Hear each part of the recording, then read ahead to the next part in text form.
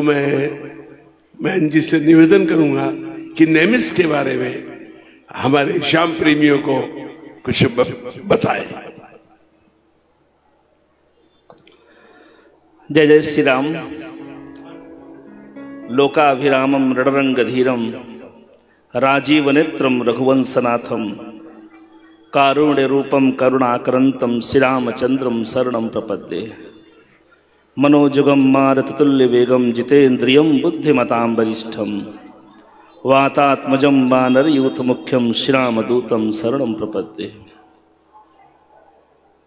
पवित्र पावन तीर्थों के राजा प्रयागराज की भूमि को प्रणाम, व्यासपीठ को प्रणाम, पूज्य व्यास जी को प्रणाम।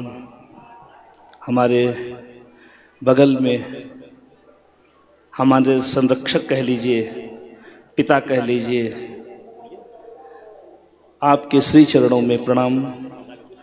माता जी बैठी हुई है, माता जी के चरणों में प्रणाम। जितने लोग बैठे हुए हैं इस पांडाल में सभी को जय जय सिया राम।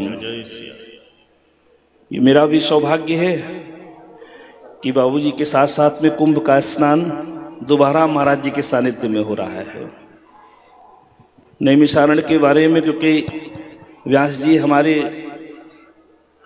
नामा राशि भी हैं, जो मेरा नाम है, जो व्यास जी का नाम है, बेहतर बताएंगे।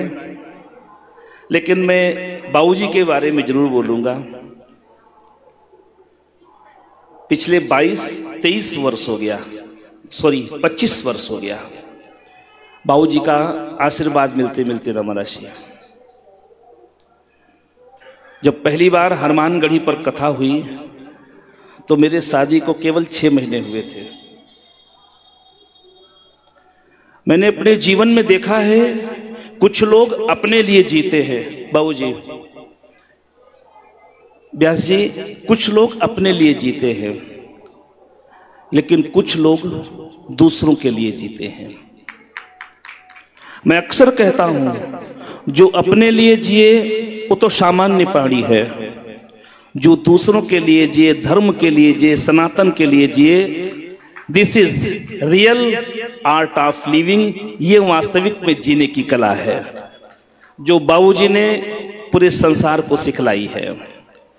नैमिषारण्य गए तो नैमिषारण्य के होके रह गए, प्रयागराज में आए तो प्रयागराज के होके रह गए, सिंहस्थ उज्जैन में बाबूजी का सानिध्य मिला तो उज्जैन में होके रह गए। जहां जाते हैं बाबूजी समस्त श्याम प्रेमियों को ही नहीं, समस्त सनातनियों को अपना बना लेते हैं। हमारा भी परम सौभाग्य है कि मुझे बाबूजी का बारंबार सानिध्य प्राप्त होता है। मैं तो एक चीज कहूंगा, इस प्रयागराज में जब आए ना, मैं नैमिषारण्य में भी बोलता हूं, अक्सर लाइव में भी बोलता हूं, प्रयागराज में आइए ना तो जितना पैदल चल सकते हैं चलिए, क्योंकि हजारों लाखों संत उस रज पर चल रहे हैं। और ये भी 100% सत्य है कि 88,000 ऋषि, 33 कोटि देवता, 3.5 कोटि तीर्थ आज प्रयागराज में निश्चित निवास कर रहे होंगे। बाबूजी, ना जाने किस भेष में नारायण मिल जाए। अगर कोई आपसे कुछ मांग रहा है ना, उसको नहीं दे सकते हैं तो तिरस्कार मत करिएगा। हो सकता है कोई न कोई ऋषि आपकी परीक्षा ले रहा हो। ये सबका सौभाग्य है। कुंभ तो स्नान कर रहे हैं, शाम को 6-6 घंटे, 7-7 घंटे। मैं तो बाबूजी की ऊर्जा कल देख रहा था, मैं थक गया 24 घंटे में, मैं थक गया। बाबूजी कल 6 बजे बैठे थे, 12:30 बजे तक। सुबह कम से कम हजारों लोगों से मिले, फिर 2 बजे व्यासपीठ पर बैठ गए, 1 घंटे आराम करेंगे और फिर 6 बजे आ जाएंगे। मैं तो श्री हनुमान जी महाराज की, मैं कल भी कह रहा था, नासे रोग मिटे सब पीरा, जो सुमिरै हनुमत बलवीरा। हनुमान जी महाराज बाबूजी को सतायु तो करें, लेकिन जैसे बाबूजी की ऊर्जा है ना, ये हम लोगों को प्रेरणा देती है बाबूजी की ऊर्जा। अभी तो मैं 50 का हुआ हूं, बाबूजी समथिंग 80 के हो रहे हैं। समथिंग 80 के, 76 साल के, हम 26-27 साल हमसे बड़े बाबूजी की, लेकिन ऊर्जा गजब की। तो हनुमान जी से मेरी प्रार्थना रहेगी बाबूजी की ये ऊर्जा ऐसे ही बनी रहे, हम लोगों को हृदय से बाबूजी आशीर्वाद देते रहे। एक संरक्षक होना बहुत जरूरी है हमारे आपके जीवन में, जिससे हम अपना सुख और अपना दुख कह सकें। एक शेयर करने वाला होना चाहिए, क्योंकि जब हम सुख और दुख अपने अंदर समा लेते हैं ना, तो दिल को तकलीफ होती है। जब उसको डिवाइड कर देते हैं ना किसी से, तो बाहर निकल जाता है। और डिवाइड उसी से करिए जो आपकी फीलिंग को समझे। तो मुझे नहीं लगता है कि बाबूजी ने शायद